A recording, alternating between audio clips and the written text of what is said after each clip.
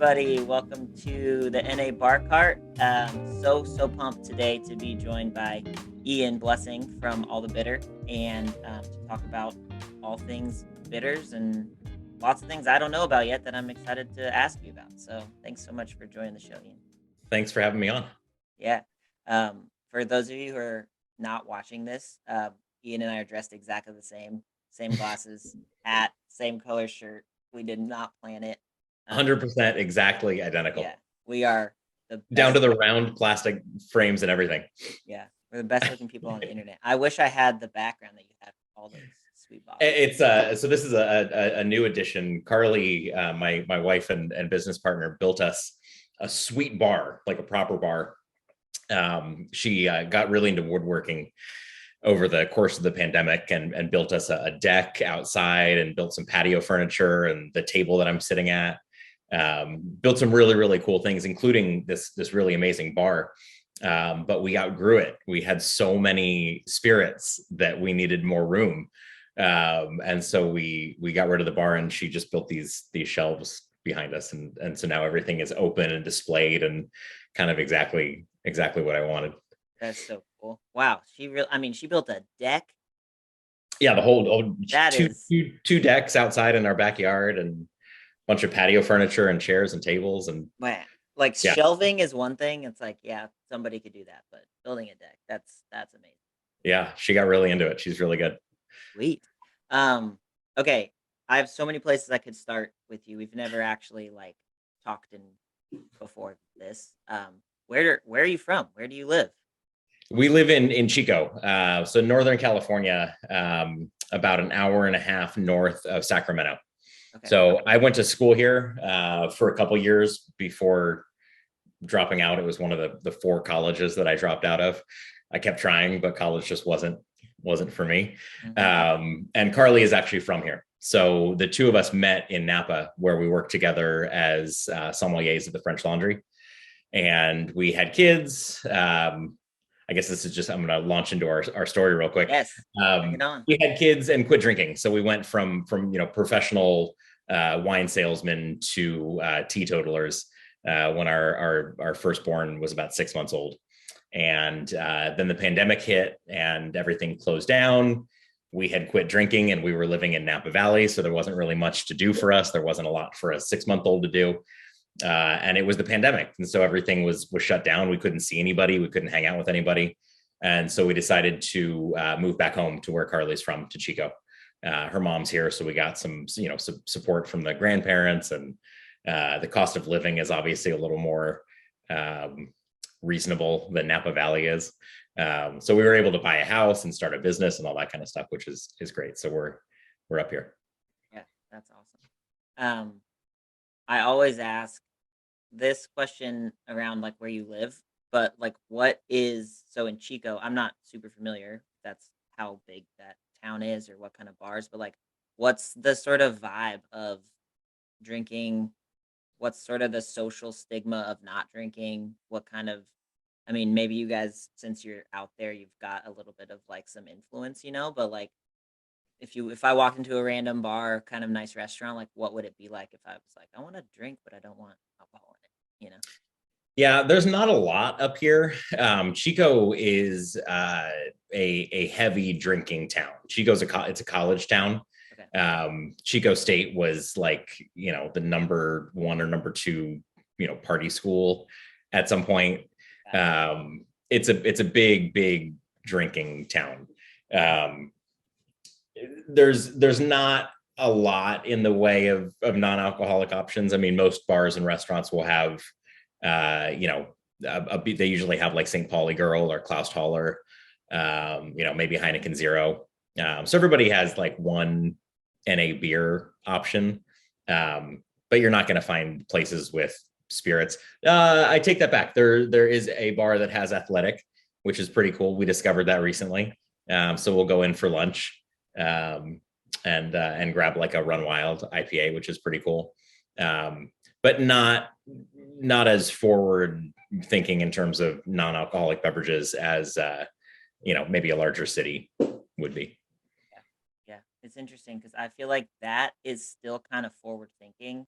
I'm in the Midwest, you know? Yeah. And so even most bars having a single NA beer option is like, it's all relative, you know? Yeah, I guess we kind of take it for granted now, with the insane assortment of options that there are, and with how easily accessible these things are to us at home now.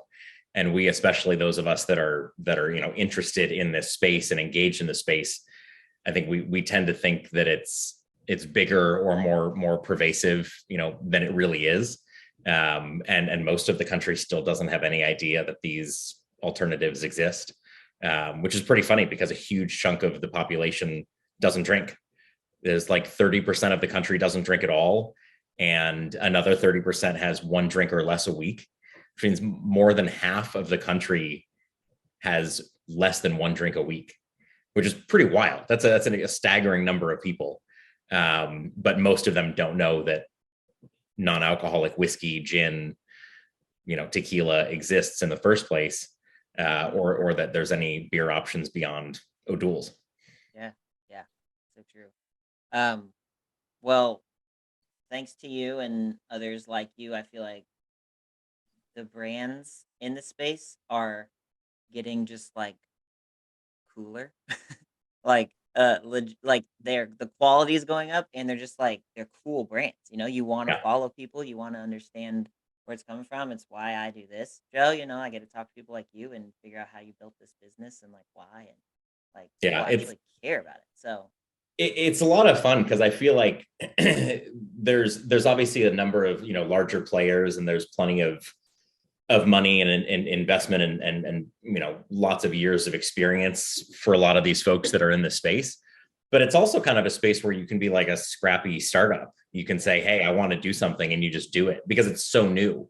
There's so much opportunity, there's so much open road for people to get into this.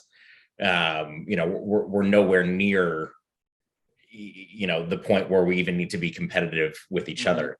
Everybody is still just lifting each other up. I'm sure there's some competition between makers of non-alcoholic whiskey or something, but even then those companies get along. Getting one product into a bar is a win for everybody, even if it's not your product, because we are still at that space where there's so much education that needs to be done, that it almost doesn't matter who gets their beverage into a bar or restaurant. As long as somebody is getting yeah, in there, it's a win for everybody. yeah. As long as I feel like that's probably totally true, unless there's huge disparity or like discrepancy in like quality, and people are like, "Oh, this is what NA this Sure. tastes Yeah. like." I don't want to try it again. Yeah, You know? you've got to make sure it's the right thing, and that's all. The quality is obviously a huge part. There are better options and worse options. We don't need it to go into it, but Totally. I think another huge component to this is education, and really making sure that people understand what these products are and how they're intended to be used. Because one Mhm. of the things that we hear the most, even just from folks on message boards on Facebook, is that they try something and they like dumped it down the drain. Right. That you spent $35-$40 on a bottle of non-alcoholic whiskey and took one sip and threw it away because you're drinking it out of the bottle straight, expecting Mhm. it to taste like whiskey. Like, it's not 40% alcohol. There's no way that it can taste exactly like whiskey. So really getting these products into people's hands with the right instructions, or recommendations or suggestions, really making sure that people understand these are intended to be used in a cocktail. And, at the very least, a simple highball, like a rum and coke or a, gin and tonic. But ideally, like a proper cocktail, like, Mm. make a bee's knees, make a whiskey sour, make a margarita. You're going to get way more mileage out of that bottle you spent $40 on. You're going to get way more enjoyment out of it. And you might find a new hobby. It's pretty cool Yeah. to see people come in with no experience making drinks and be intimidated by making a cocktail. It's like, it's not hard to make a cocktail. Like, it takes a few minutes to learn, like, here's how you use a jigger, Here's how you measure, here's how you shake and pour. But it doesn't take that long. And the benefit, like the ratio of the effort that you put in to what you get out of it, making a proper cocktail like a margarita or a whiskey sour, it takes a couple minutes and you get a phenomenal drink out of it, as opposed to, pouring a couple ounces into a shot glass and taking a sip, or just mixing it with Coke or something. Yeah. You get such a better experience out of it. And that was one of the reasons why we were so drawn to this and really wanted to get into the space, was we wanted to help educate people and kind of, hopefully pass on some of the incredible amount of enjoyment that we've had from these products. I want to share that with other people that don't drink. Like there's so much that you can drink. There's so much that you can do. There's so much enjoyment to be had. But there's a right way to go about it, kind of. There's a learning curve. This is awesome. Yeah. I'm so happy that we are talking because I am one of those people, like Beer Without a Buzz. I did this show all about NA beer, and you do not have to, you crack that sucker open, you drink it. You know what I mean? And it's Yeah. supposed to taste like a beer.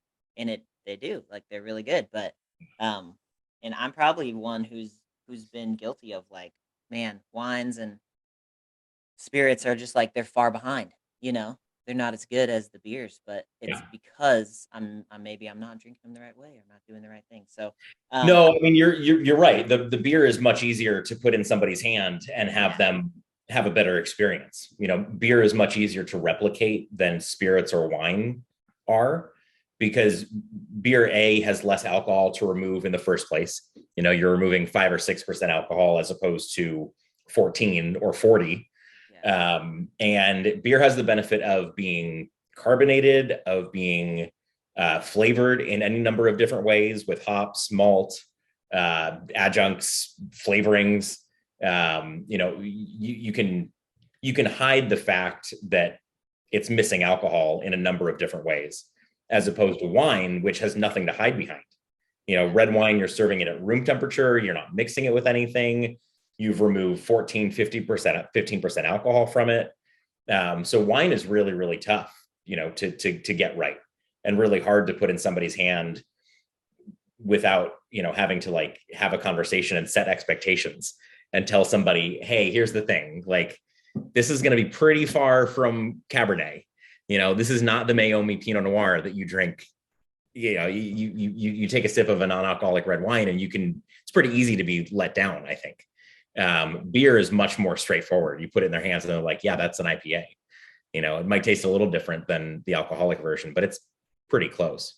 And spirits, fortunately, have the advantage of you get to mix them into a cocktail. So, you're never going to mistake, Spiritless's Kentucky 74 for, Knob Creek side by side, but mix them into a cocktail and it's pretty convincing. wow. Okay, man, I feel like we jumped into a ton, and I have so many directions I want to go.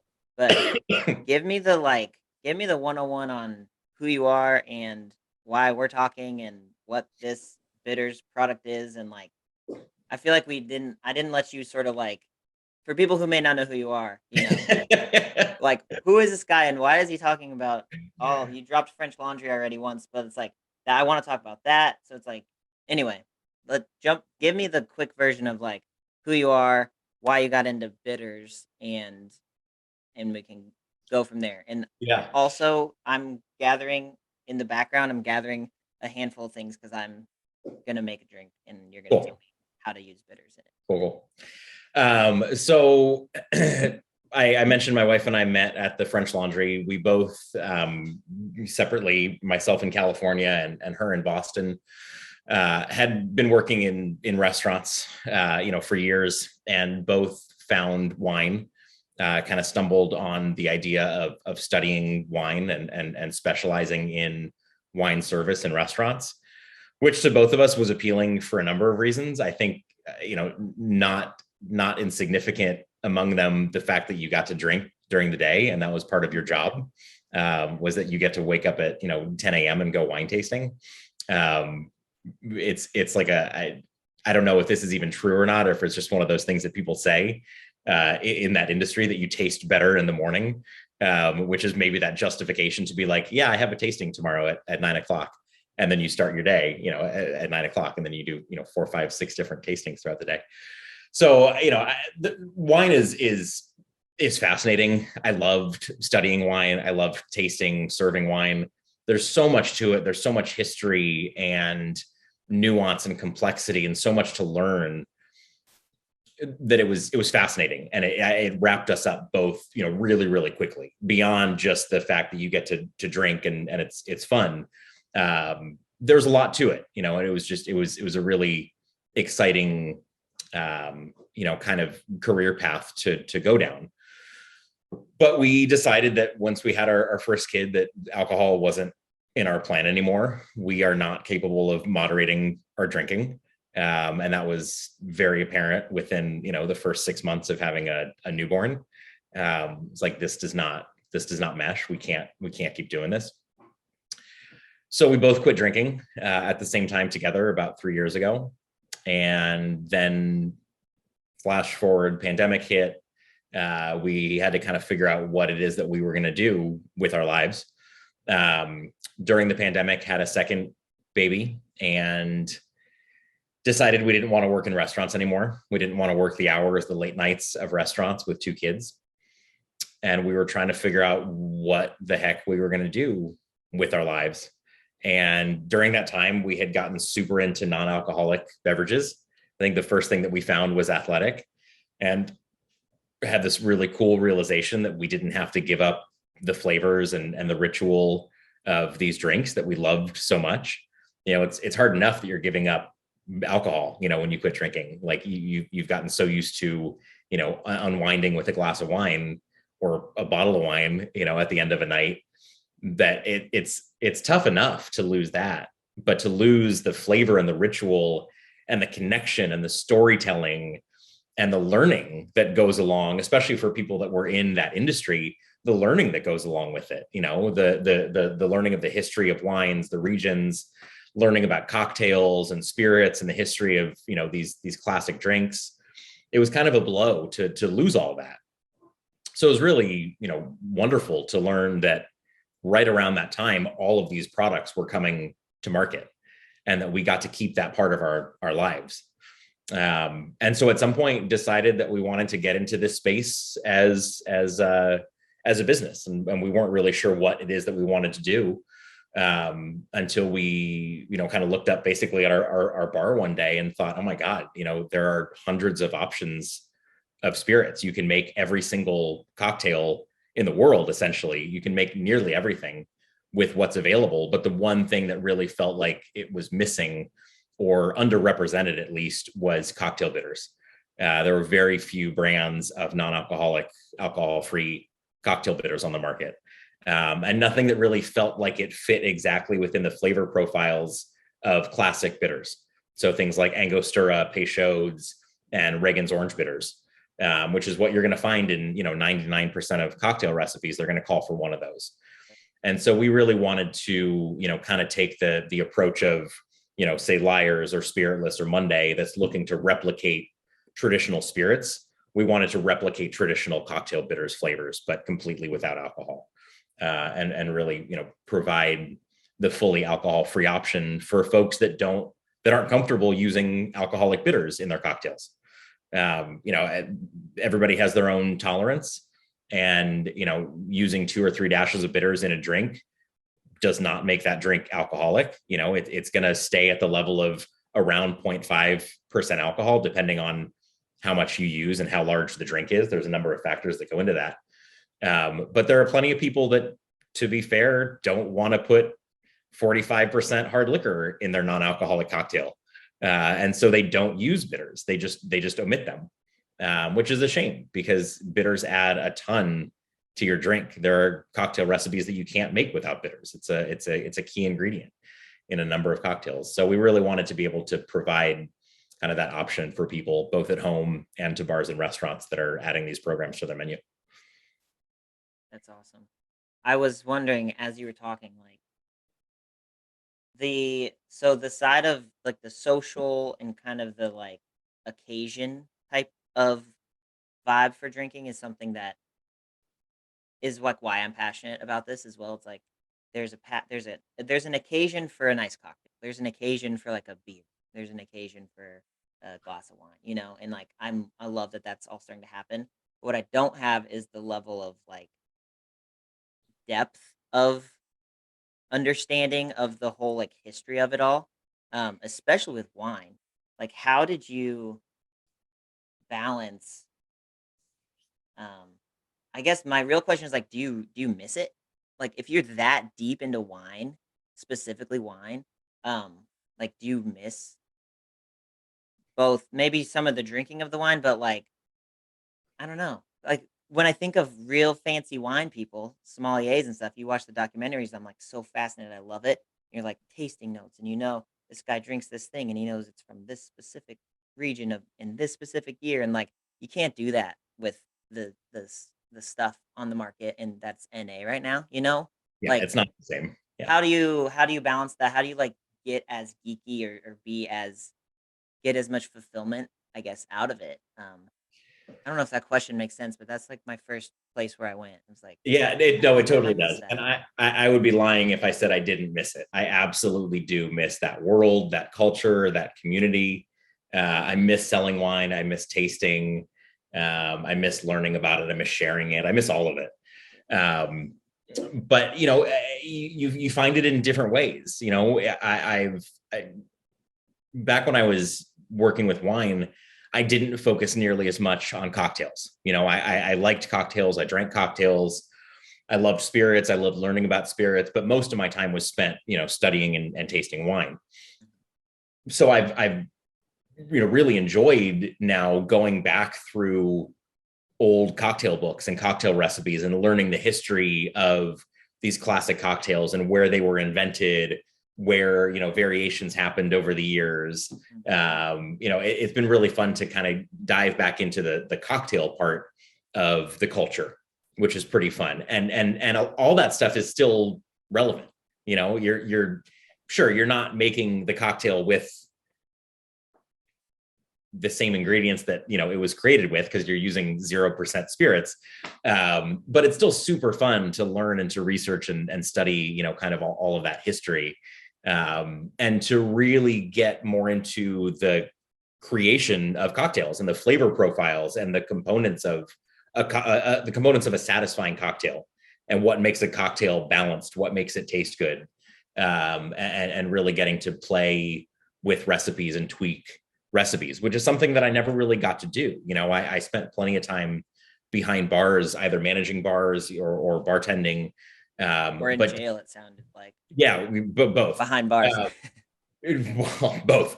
Um, but you know, I wasn't really making any cocktails at home, because I would buy a bottle. You know, you buy a bottle of whiskey and then you just drink it all. You know, nothing ever sat around for long enough to build a bar, Yeah. so I never got into cocktail making. You know, I never really got creative with cocktails. You know, I just made whatever was on the menu, you know, at wherever I was working. So it's been a lot of fun to kind of go back and my focus, because this is just what I enjoy, is going back and recreating classic cocktail recipes. You know, the more obscure the better for me. I realize that most people don't want that, so I have to be reined in a little bit and focus a little more on, you know, margaritas and daiquiris and things.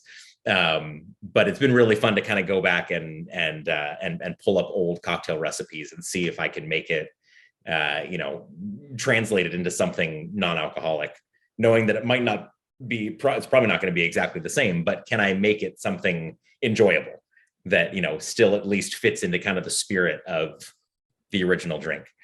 So that's been a lot of fun, and that really does scratch, I think, part of that itch of kind of learning. And the other part of it is that the NA community itself is incredibly active and vibrant and fun to be a part of, which really does scratch the same itch that, you know, you kind of get when you're in the wine world. It's just different, and it's almost better, because not only do we get to all talk amongst ourselves about flavor and, you know, different beverages and compared, you know, tasting notes and all that, but we also get to talk about recovery and substance abuse and addiction and celebrate people's wins and milestones for not drinking. Um, so that's pretty cool. Like that's obviously not a part of regular wine culture. Um, so not only do we get to like talk about the ritual and the flavor, but we get to do like genuine good at the same time. And I don't mean like, yes, working in restaurants is good, like service is good, hospitality is good, serving people a great meal and a great wine is good, but only kind of superficially good. Like we get to do like real, genuine, like life-changing work in this space and enjoy really tasty drinks at the same time. Yeah. So, I don't know. Do I miss it? Yes, but also like I'm definitely fulfilled doing this. That is so cool. Okay, talking about all this stuff, let I'm not gonna like have you somehow via the internet like make something for me, but I at like literally 5 minutes before we talked, I was like, I'm gonna grab some stuff just so we can like I can have it, we can talk about it. All right, so I've got this Wilderton Earthen, Yeah, love it. It's really like our good. go-to thing. I've got some ginger beer, I've got some lime, and I've got some bitters. There you go. What's that gonna make me? Anything. Just mix it all up. Okay. You all the makings for a great drink right there. Okay. Is it called anything or is that gonna like okay, cool. Nice. No, I mean Mixing it if up. you're making kind of it's a mule essentially. That's Right. like the format for a mule, which would be traditionally lime, vodka, ginger beer. But there's any number of variations on that cocktail. There's a drink called a gin mule, which is gin, ginger beer, mint, and lime, and a little bit of simple syrup. There's a Kentucky Buck, which is muddled strawberries, whiskey, bitters, ginger beer, and lemon. What else? There's hundreds of kind of variations on that. It doesn't need to be called anything in particular, and you honestly don't really need to do anything fancy with that. I would just mix a little bit of lime, about an ounce and a half of that Wilderton, couple droppers of bitters, and pour ginger beer on top, and it's going to be great. Amazing. Cool. So mules don't have bitters in them typically. Am I right? No, not necessarily, but you can put bitters in anything. So, like, Okay. no, a Moscow Mule classically doesn't include bitters. Yeah. But for instance, one of the drinks I mentioned, the Kentucky Buck, which is a kind of a mule variation, does call for bitters. Okay. There's plenty of drinks that think of bitters like seasoning. It's like the spice rack of the bar. Like you season all of your food, right? Not everything needs to be seasoned. Most food benefits from being seasoned, though. So it's kind of the same thing. Like you're not adding enough bitters to like completely alter the drink. Bitters just help bolster certain flavors, highlight certain flavors, balance things, maybe tone things down a little bit. They really are like salt and pepper. Like you can't really necessarily go wrong by adding them to a drink. It's just going to add another layer of flavor, another dimension to the cocktail. Okay. Cool. This is so fun. This is very different than normal kind of conversation. So I love it. And New Orleans style bitters. So just give me a sort of an overview of just like what even are bitters? Because I'm gonna be honest, when I found out, I have for anyone seeing the screen, I've got the original like bottle here. So I feel like I was in early You with you have, guys. so we talked about this before we started. I forgot you have the original sample batch. That's Yeah, actually not this is a even, big bottle.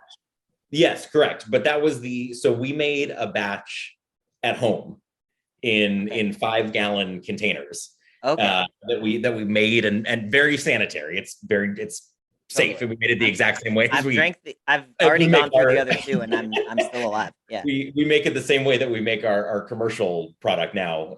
But we don't make it at our house. We make it in a commercial kitchen. But that batch that you have was made in our kitchen here, Okay.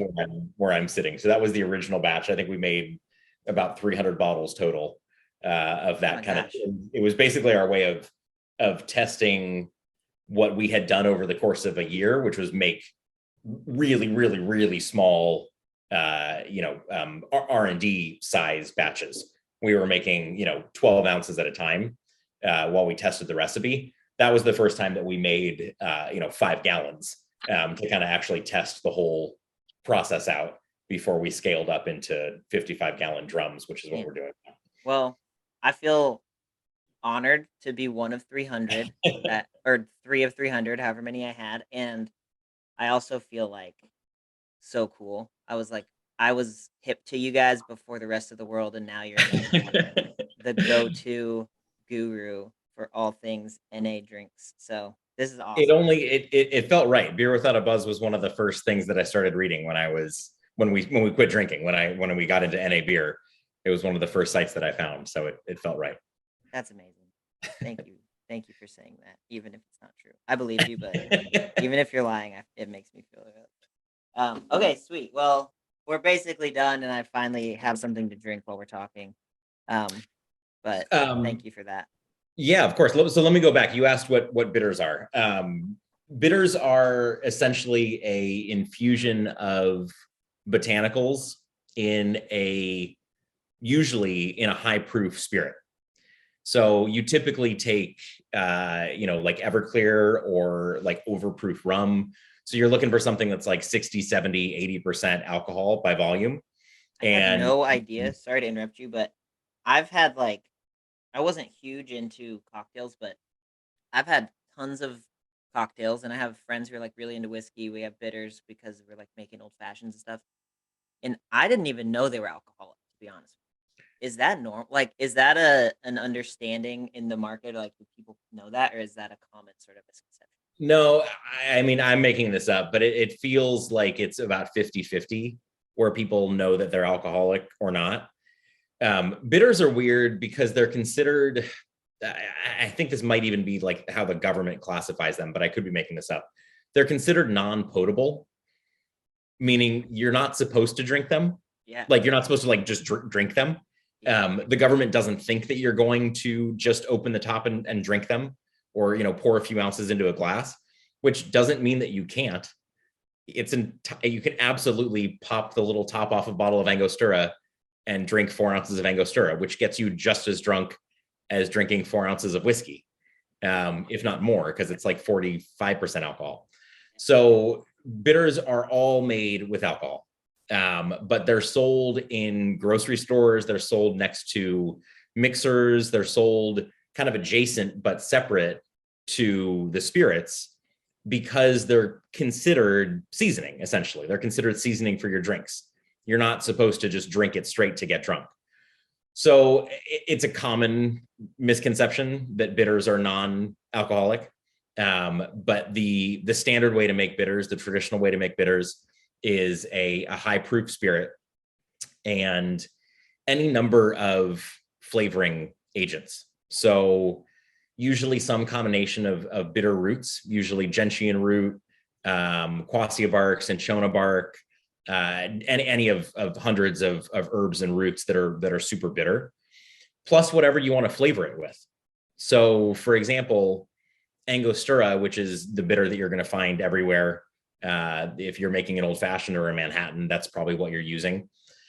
Angostura is heavily bitter. Obviously, there's a lot of earthy, barky kind of flavors, but it's also got a lot of baking spice, like cinnamon, nutmeg, clove.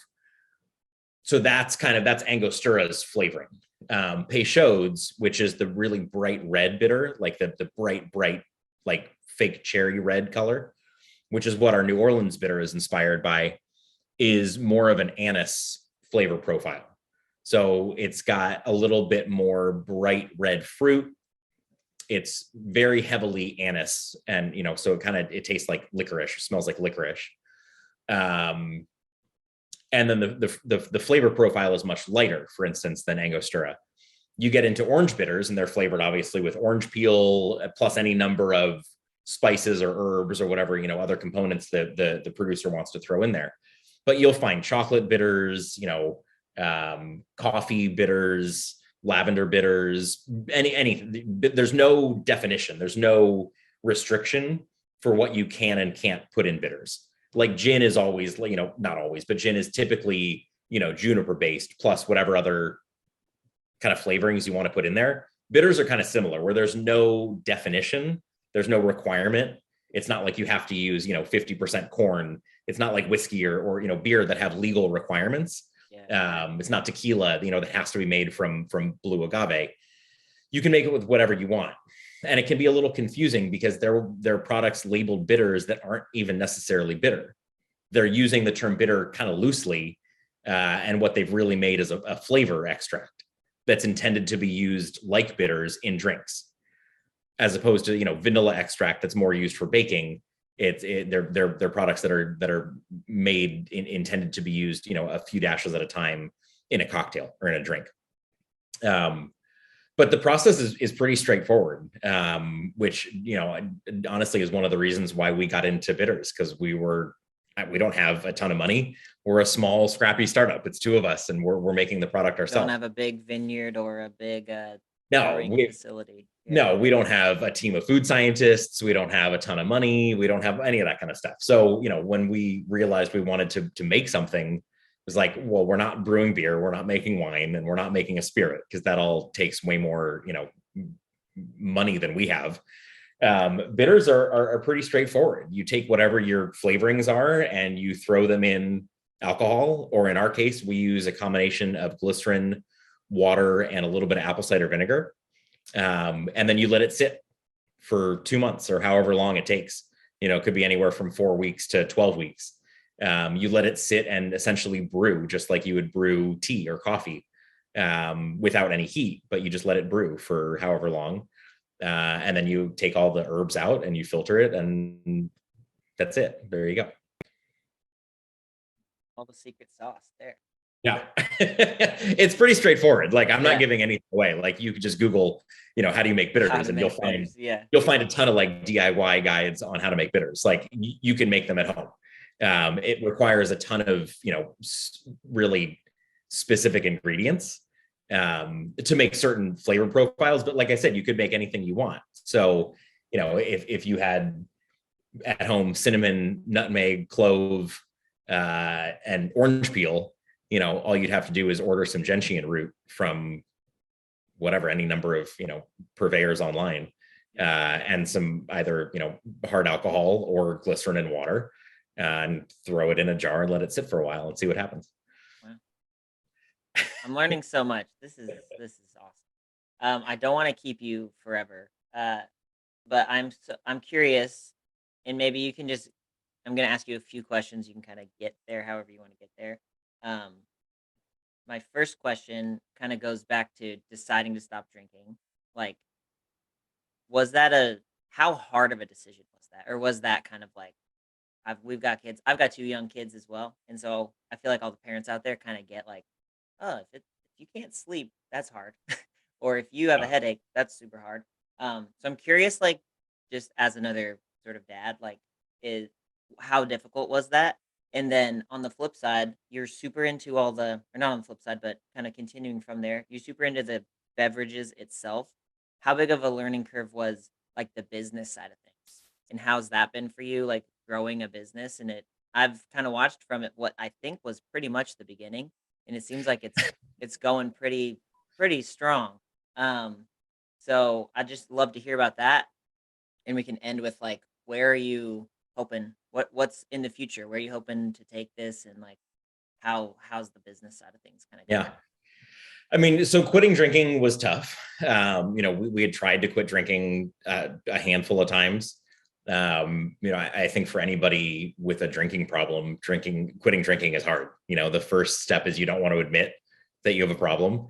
We tried to tell ourselves over and over again that we were just going to be we're going to be the cool parents. We're going to walk around with a stroller around, downtown Napa, going to bars and restaurants and drinking martinis and bottles of wine at dinner with our 2-month-old that was sleeping. And the first few months, it's actually not that hard because they mostly sleep. Right. But as you start to get out of that phase, you realize quickly that like, this is not going to work out. So, we fought it for a little while, and I don't remember, there was no one particular, breaking point, but at some point we just said, we can't do this anymore. And so we actually both checked into rehab separately. Our grandparents came together and took our 5-month-old. for a few weeks while we checked into separate facilities, and got ourselves some help. And honestly, it's not something we talk about a lot, but it's super important to where we are now. We would not have been able to quit drinking if we didn't do that. We tried. We tried to do it on our own. We tried AA. We tried, any number of quitting techniques. And I think for both of us, I can't speak for Carly, but I think for both of us, it really, being in that environment, being removed from everything for 3 weeks, 4 weeks, not having access to alcohol, not having it be an option, and having that support system around you was really, really huge. Because that first couple of weeks, and kudos to anybody that can do it without it, but that first couple of weeks can be really, really difficult. You get 2 or 3 days and you're like, this is fine, I got this. I'm going to like 6 meetings a day, and you're like, this is just my life now. I just sit in AA meetings and drink coffee and smoke cigarettes. But even then, even after about a week of that, it's really easy to just say, F this, I'm having a beer, And so for me, at least, I think removing myself was really key. I couldn't have done it without it. So long answer was, it took a little while to finally have it kick in, but then we got the support that we needed. We got the help that we needed.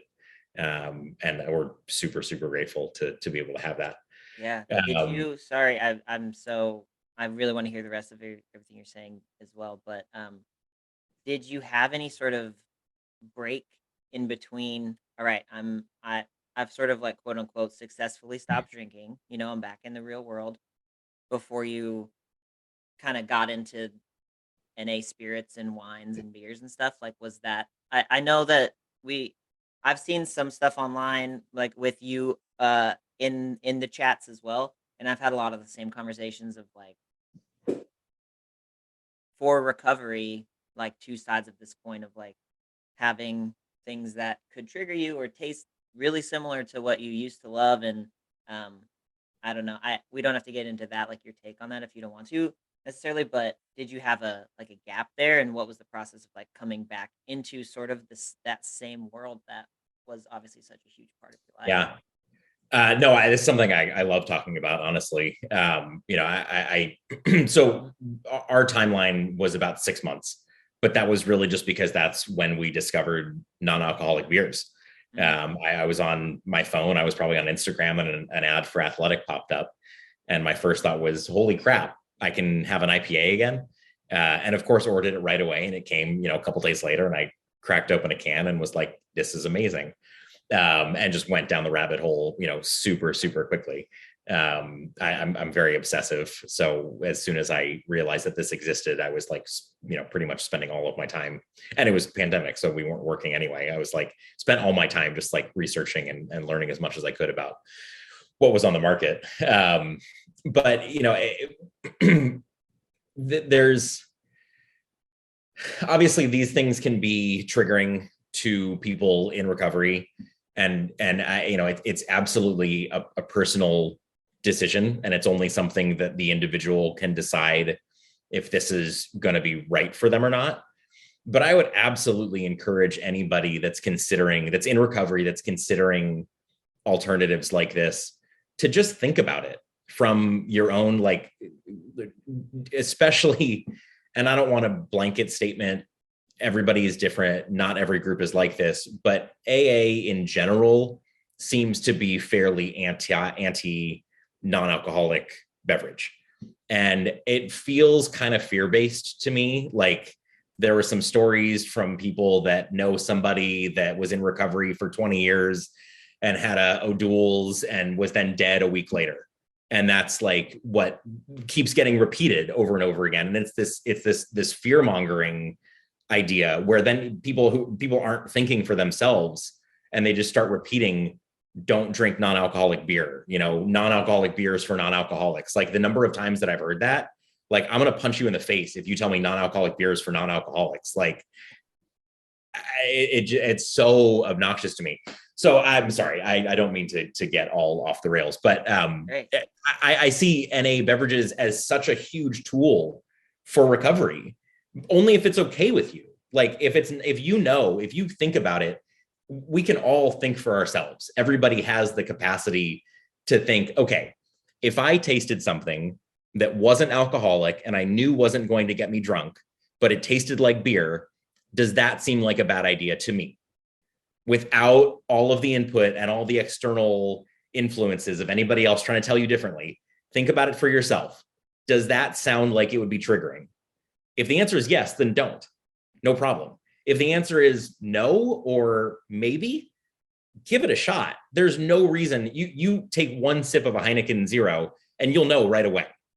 If it's triggering and it makes you want a real beer, then dump it down the drain. You're going to be fine. Yeah. That one sip is not going to be enough to send you off the deep end. Yeah. But you're also going to know right away. You take that first sip and you're going to go, yeah, I missed that. That's an amazing flavor that makes me really happy. You're going to finish that first beer and think, do I want another one? No, I'm good. Just like I don't drink, 4 Cokes in a row. You have one and you're satisfied. So you're going to know pretty quickly if it's okay for you or not. If it's not okay, don't do it. If it is okay, it might keep you sober.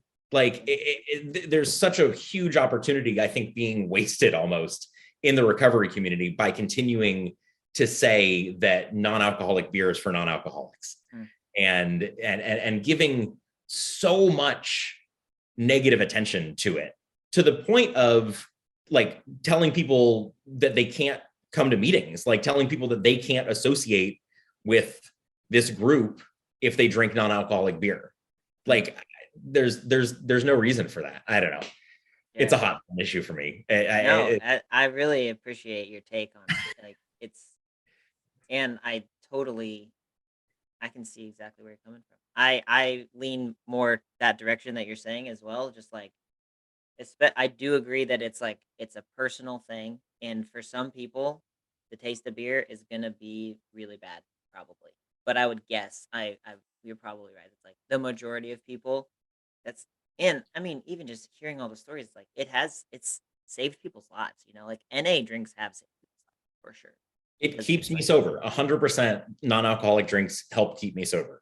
And it's not the only thing. You obviously there's more work to be done on a personal level than just a non-alcoholic beer, but it's a huge tool. It's just as important a tool, in my opinion, as everything else that you do in any recovery program. And don't get me wrong, there's a huge benefit. AA and other traditional recovery programs have done an incredible amount for millions and millions of people. AA got me started down my path of sobriety. I would not be here if not for the 6 months or so that I spent in AA. But after a little while, I realized it wasn't for me. And I realized that I wanted to find, kind of my own path, my own way to recovery. And I'm fortunate to have found non-alcoholic beverages, which have honestly become my program of recovery. The alcohol-free, the non-alcoholic community, the online community, the virtual, network of people around the country and around the world has really become my recovery system. And I know it's the same for a lot of people out there. So it can be a huge tool if you let it be. And is pretty cool that it exists for all of us. Okay, I will let you go soon, but quick, hard left turn. I am super curious about like the business aspect of it all.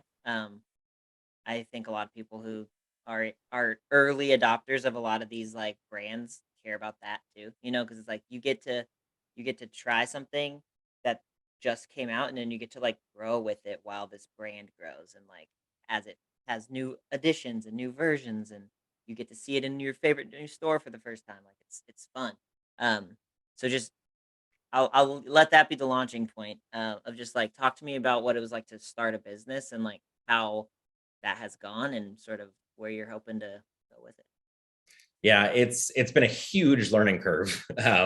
We came in with a background in restaurants and beverage and food, so we understood a significant portion of this already.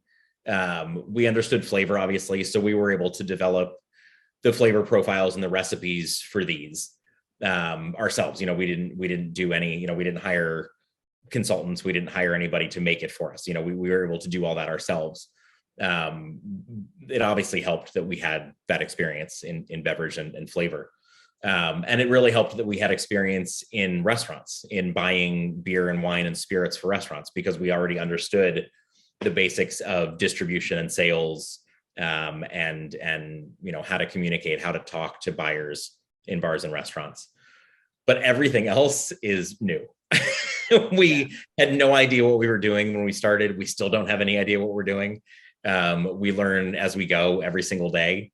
A lot of it was just reaching out to other people in the space, other founders and other owners in the space, and asking questions, and figuring out how to do this. It's a lot of Googling. It's a lot of looking things up. And it's a lot of learning. Every day is learning something new, things that I thought I would never have to deal with or to learn. But honestly, like I think what I would say is, my advice for anybody that's, considering doing something like this, especially in this space while it's still so new and there's still so much room for people to jump in, is just to do it. Just jump in. If you have an idea, if you have a concept, if there's something that you think that you can execute well, but you don't have any idea how to do the rest of it, just start. Just jump in. Take that first step and commit to it. Put money into it. Make it an actual commitment. Make it something that you can't just back out of. Make it everything, and then you will do it. Because if you make it so there's no other option, then you kind of have to. You kind of commit. Yeah, I'm guessing it helps that your wife is your business partner. You guys are like all in together. It's super helpful, especially because we do everything entirely ourselves, which I would not necessarily recommend. But that's just the route that we took. We do all the production, all the shipping, all the sales and social media, email, everything we do ourselves. Neither one of us would be able to do this alone. We need both of us, especially because we have two really little kids in daycare, and every other week it seems like one of them is either sent home, or there's the COVID in the class, or something. So it's like we're very flexible with our schedules and kind of juggling responsibilities and what each one of us does. So what is kind of the future roadmap for All the Bitter? Like what can people expect? What are your kind of goals? Like where I'll let us leave with that. Like forward. Yeah, we're working on a handful of new flavors. So we wanted to start with the really traditional cocktail bitters. So the bitters inspired by the classics. But we absolutely want to do those fun flavors. I think that everybody's really, excited about things that are a little more fun to play around with. Things like, I mentioned earlier, like chocolate bitters, lavender, lemon, doing some more, unique and fun varietals. We'll probably do cans at some point, probably like bitters and soda, in a can, in a ready to drink format. But I think the biggest thing for us, before we can do any of that, is figuring out how to scale up, and how to go from where we're at right now, which is, basically self-funded, without, taking in any money, and without any employees, and still making everything ourselves by hand, to hiring employees, either leasing or buying a larger facility, not making everything ourselves, physically, like maybe overseeing, a team of people that make it for us, or finding a co-packer to make it for us, whatever that ends up looking like, but not doing the day-to-day stuff ourselves anymore, and being able to focus more on expansion and growth and sales, and education, and being able to kind of, broaden the time that Carly and I spend on this, as opposed to, actually putting together orders in the office and shipping out, boxes with little dinosaurs and bottles of bitters in it. Which we're right now doing all that kind of stuff ourselves. So we don't know what that's going to look like yet. There's a number of ways that we could go about that. But that's the next step for sure, is how do we grow? How do we how do we stop doing all the small things ourselves so that we can expand, because there's definitely demand for it. There's demand around the world. We get requests every day from people in different countries. We're kind of at this point, we're really limited by how much we can physically produce and sell ourselves. As soon as we have a little more bandwidth and capacity, we'll be able to scale and grow much quicker. All right, well, you guys, you heard it here, everybody listening all around the world. It'll come one day. It's happening. It'll happen for sure. Well, thank you so much, Ian. This is like a blast to talk to you and to hear about your life and your company, and super grateful and looking forward to continuing to make cocktails and learn more about it, and like following your guys' journey. So thanks for having me on. I really appreciate it.